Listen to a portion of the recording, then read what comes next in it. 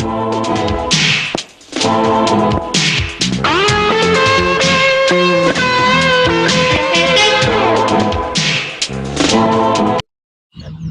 ತಾಯಿಯವ್ರ ಕಾಲದಿಂದ ಕೋವಳಮ್ಮಲ್ಲಿ ದರ್ಗಾ ಇತ್ತು.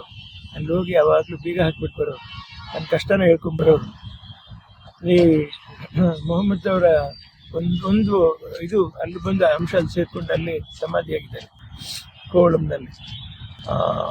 ಪ್ರತಿ ವರ್ಷನೂ ನಮ್ಮ ತಾಯಿಯವರಲ್ಲಿ ಮಾಡಿ ನೋಡೋರು. ಇತ್ತೀಚೆಗೆ ಅವರ 3-4 ವರ್ಷದ ಹಿಂದೆ ಅವರ ಆರೋಗ್ಯ ಕ್ಷೀಣಿಸಿದಾಗ ಇದೇ ದರ್ಗಾಕ್ಕೆ ಬಂದು ನಾವು ಬರ್ಕೊಟ್ಟಿದ್ವಿ. ಅವ್ರ ಹೆಸರನ್ನ ಬರ್ಕೊಟ್ಟವ್ರೆ. ಅವ್ರಿಗೆ ಗುಣ ಆಗಬೇಕು ಅಂತ ಹೇಳ್ಬಿಟ್ಟು ದಯವಿಟ್ಟು ಅವರ ಹೆಸರಲ್ಲಿ ದುವಾ ಮಾಡಿದ್ದು ಅಂತ ಹೇಳಿದ್ವಿ. ಪಾಪ ದುವಾ ಮಾಡಿದ್ರು. 1 ವರ್ಷ ಹೇಗೋ ನನ್ನ ತಾಯಿಯವ್ರು ನಿಜವಾಗ್ಲೂ ಆರೋಗ್ಯವಾಗಿತ್ತು. ನಂತರ ಭಗವಂತನ ಇಚ್ಛೆ ನಮ್ಮ ಹತ್ರ ಇಲ್ಲ ಯಾವುದು.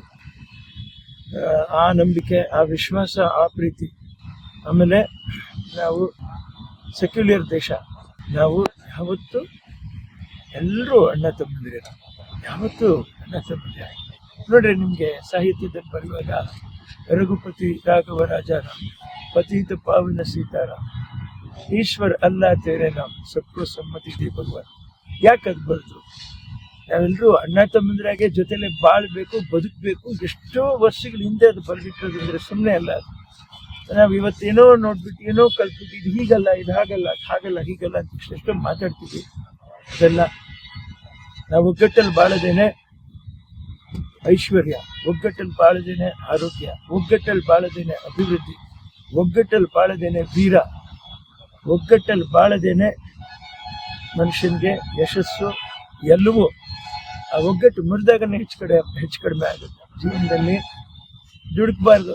ಇವತ್ತು ದುಡುಕಿರುವಂಥ ಪರಿಸ್ಥಿತಿ ಎಲ್ಲೆಲ್ಲಿ ಬಂದು ಮನುಷ್ಯನಿಗೆ ಎಷ್ಟೆಷ್ಟು ತೊಂದರೆಗಳಾಗ್ತಾ ಇದೆ ಅಂತ ನಾವೆಲ್ಲರೂ ಇದನ್ನೆಲ್ಲ ಕಂಡ್ಕೊಂಡೇ ಇದ್ವಿ. ನಾವು ಜೀವನದಲ್ಲಿ ನಾವು ದುಡುಕಬಾರ್ದು. ಯಾವತ್ತು ನಮ್ಮ ಭಾರತ ದೇಶ, ಈ ಭಾರತ ದೇಶನ, ಈ ಸಂಸ್ಕಾರ, ಈ ಸಂಸ್ಕೃತಿನ, ಈ ಪ್ರೀತಿನ, ಈ ಸೆಕ್ಯುಲರಿಸಮ್ನ ಇಡೀ ಪ್ರಪಂಚ ನಮ್ಮನ್ನು ನೋಡಿ ಕಲಿಬೇಕು. ಇವತ್ತು ಪ್ರಪಂಚ ನೋಡಿ ಕಲಿಬೇಕಾದ ಬಹುಶಃ ಬೇರೆ ಏನೋ ಇಲ್ಲ ಅಂತ ನನಗೆ ಅನ್ನಿಸ್ತಿದೆ.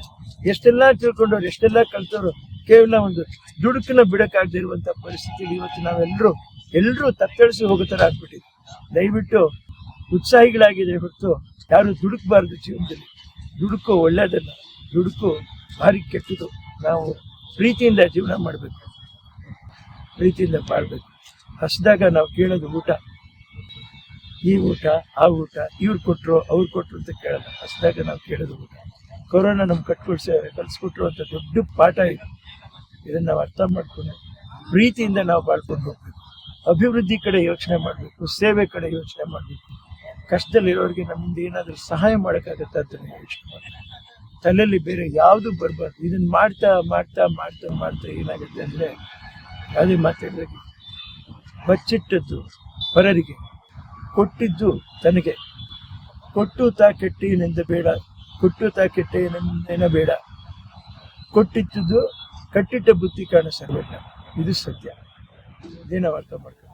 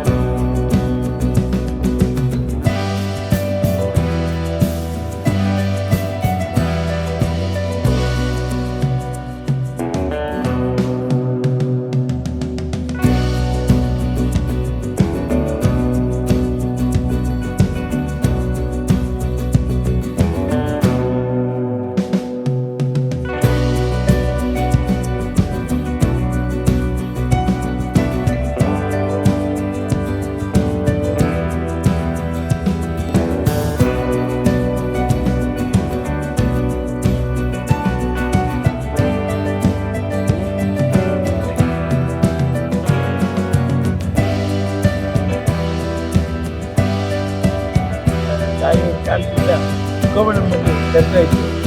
ಹೋಗಿ ಯಾವಾಗಲೂ ಬೀಗ ಹಾಕ್ಕೊಂಡು ಬರೋದು, ಕಷ್ಟನ ಹೇಳ್ಕೊಂಡು ಬರೋದು.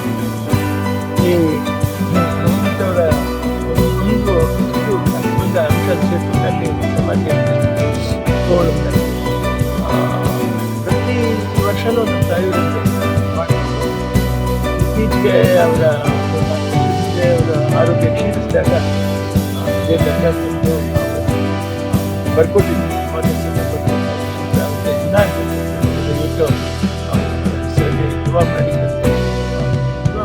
ಈ ವರ್ಷ ಹೇಗೊತ್ತು ತಾಯಿ ನಿಜವಾಗ್ಲೂ ಆರೋಗ್ಯವಾಗಿ. ನಂತರ ಭಗವಂತನ ಇಚ್ಛೆ ನಮ್ಮ ಹತ್ರ ಇಲ್ಲ ಯಾವುದು. ಆ ನಂಬಿಕೆ, ಆ ವಿಶ್ವಾಸ, ಆ ಪ್ರೀತಿ. ಆಮೇಲೆ ನಾವು ಸೆಕ್ಯುಲರ್ ದೇಶ, ನಾವು ಎಲ್ಲರೂ ಅಣ್ಣ ತಪ್ಪಿದ್ದಾರೆ, ಯಾವತ್ತೂ ನೋಡ್ರಿ. ನಿಮಗೆ ಸಾಹಿತ್ಯ ಮಾಡುವಾಗ ರಘುಪತಿಯಿಂದ ಕವರಾಜ पति पावन ईश्वर अल्लाह तेरे नाम सबको सम्मति